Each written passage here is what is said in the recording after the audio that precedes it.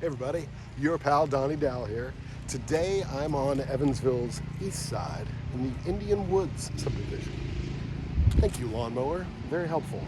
Uh, so um, I normally use a sort of selfie stick, and when I got out here, the battery died immediately. So anyway, this is interesting. Oh, first of all, notice my attire. Um, Something going on today, midterm elections. And so hopefully everyone's getting out there and voting. It's very important to do. Okay, so speaking of voting and politics and having a lot of money, that's a part of what I want to talk about today. So, see that light post there? Yeah. So, Chow Corporation is who developed Indian Woods. So, there's an apartment complex and then there's this neighborhood. And Chow Corporation was owned by Charles Braun, Braun family. Most people in Evansville are familiar with them, and industrial contractors, now Skanska. At any rate, the Braun family had a lot of money, still does, and was connected, still are. And so that light that you saw actually came from downtown Evansville. So downtown Evansville had the walkway completely changed, and industrial contractors happened to be the company doing that work. And so they just took these globes from 1971. They had been on the walkway or downtown since 1971. They just took those and brought them out here to this other development that they were doing. I mean, they were going to get thrown away anyway, right? So, hey, who wouldn't like that? So, it caused a little bit of controversy because the development, the neighborhood where the homes are, is actually in the county. The apartment complex is in the city, and we are right at the dividing line of Evansville proper, the city, and Vanderburgh County. But when you have money and you're connected, you can just kind of do things. You can make things happen, whether you should or shouldn't. And it's kind of a little bit about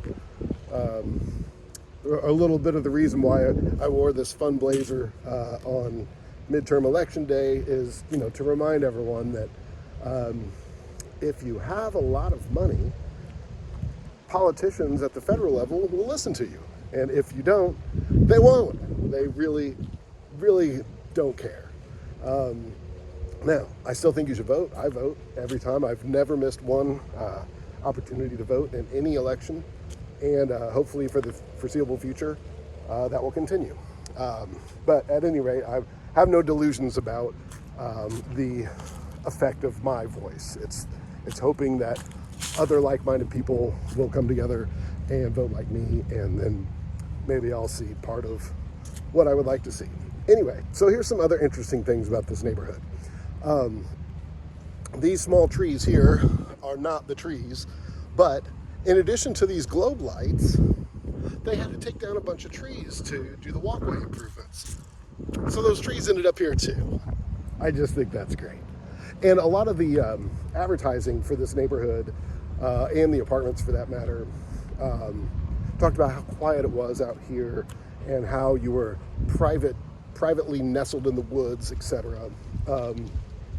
And so that, it was true. Obviously, the city and county have developed up around it somewhat, but regardless, that was one of their big pushes. Anyway, as this was developed, they did allow some other builders to build the homes here. So there is a little bit of diversity in the home styles. Also, they didn't get it all built at once. So it did take a little while. And a lot of these homes were built in the late 80s, 86, 87.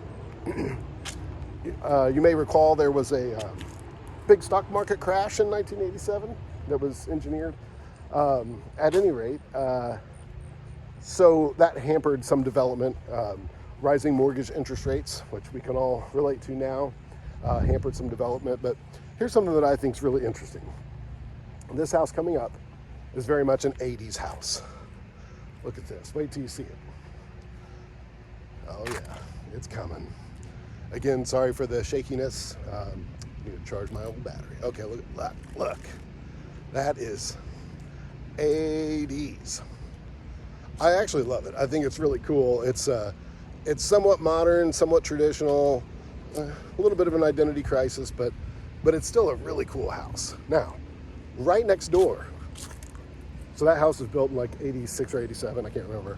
This one was built in 2004, and it very much looks like a 2004 house, doesn't it? I mean, that big window over the entryway, you know, the two-story foyer, that was just so huge in the mid-2000s. It was kind of all the rage.